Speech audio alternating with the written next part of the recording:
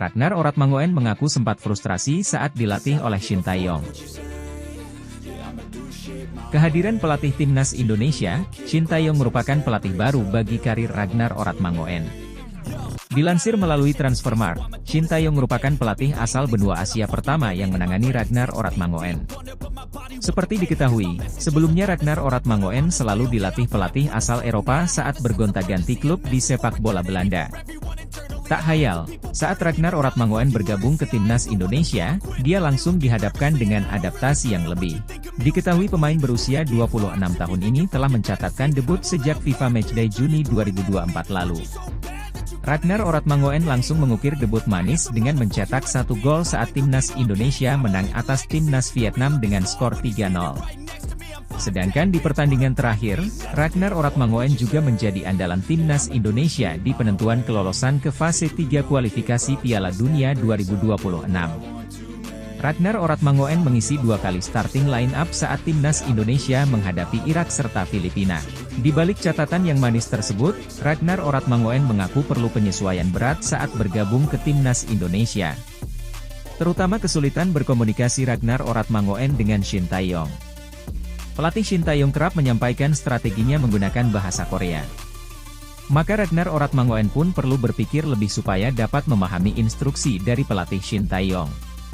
Pada awal tentu sulit karena dia, Shin Tae-yong, tidak bisa berbicara bahasa Inggris, ujar Ragnar dalam konten channel YouTube dari Sport77, 24 Juni 2024. Penerjemah pun menerjemahkannya ke Indonesia, saya pun belum mengerti bahasa, lanjut pemain penyerang sayap itu. Untungnya dalam perjalanan, Ragnar Oratmangoen dan kawan-kawan dibantu oleh penerjemah lainnya. Omongan dari Shin Tae-yong ditranslate menuju bahasa Inggris. Alhasil dapat membantu Ragnar Oratmangoen mengerti apa yang diminta oleh pelatih. Kami diberi penerjemah lainnya, pelatih yang berbahasa Inggris, kata Ragnar. Sangat sulit, awalnya. Saya tidak mengerti apa yang dimaksud, ujar pemain berusia 26 tahun itu. Selain itu, Ragnar Oratmangoen tidak mengungkapkan kendala berarti di timnas Indonesia. Bahkan Ragnar juga bisa beradaptasi soal adaptasi di kultur sepak bola Asia. Hanya soal keterbatasan bahasa saja. Jadi terkadang menyulitkan, kata Ragnar Oratmangoen. Saya pikir dia, Shin Tae-yong, pelatih baik. Setiap pelatih akan membawa pelajaran baru.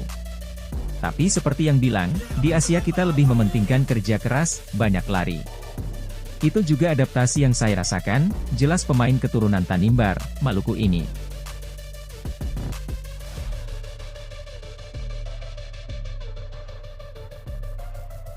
Indonesia tak lagi prioritaskan AFF, sebuah kerugian besar bagi persepakbolaan Asia Tenggara. Keputusan-keputusan progresif belakangan ini banyak ditempuh oleh Federasi Sepak Bola Indonesia, PSSI.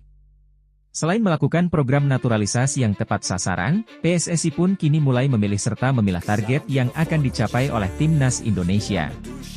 Baru-baru ini, Ketua Umum PSSI, Erick Thohir bahkan mengisyaratkan bahwa untuk tahun ini, PSSI tidak lagi membebani target menjadi juara Piala AFF 2024. Itu artinya, turnamen sepak bola 2 tahunan di kawasan Asia Tenggara tersebut sudah tak lagi menjadi prioritas untuk penyelenggaraan tahun ini. Kami atur timnas misalnya ketika kualifikasi, Piala Dunia Zona Asia, round 3 aman. Gimana misalnya nanti misal kita lolos round 4, slot sudah ada juga. Kami melihat target SEA Games, Liga berhenti. Sedangkan, Piala, AFF, Liga, tidak berhenti, ujar Erick Thohir, melansir laman Suara.com pada Selasa, 25 Juni 2024. Jika memang hal itu benar terjadi, maka sebuah kerugian besar tentunya akan diterima oleh induk sepak bola Asia Tenggara, AFF. Pasalnya, dengan tak lagi menjadi prioritas bagi timnas Indonesia, maka hal itu tentunya akan berimplikasi pula pada animo supporter untuk memberikan dukungannya ke timnas Indonesia di ajang AFF nanti. Padahal kita ketahui bersama, dalam berbagai gelaran berskala regional Asia Tenggara, barisan supporter timnas Indonesia selalu saja mendominasi dalam hal banyaknya jumlah penonton di stadion.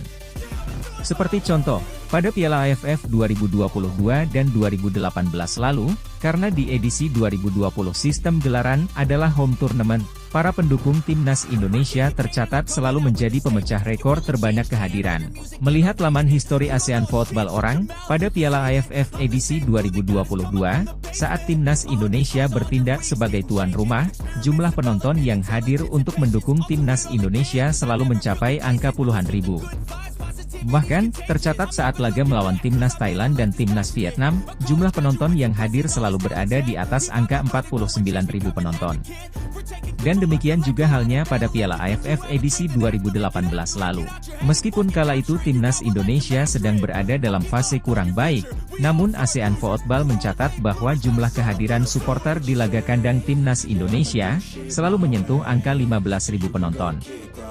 Jika nantinya Piala AFF bukanlah sebuah prioritas untuk timnas Indonesia, maka tentu saja hal tersebut sedikit banyak akan mempengaruhi minat kehadiran supporter, dan imbasnya tentu saja akan mengurangi pemasukan untuk penyelenggara turnamen Piala AFF.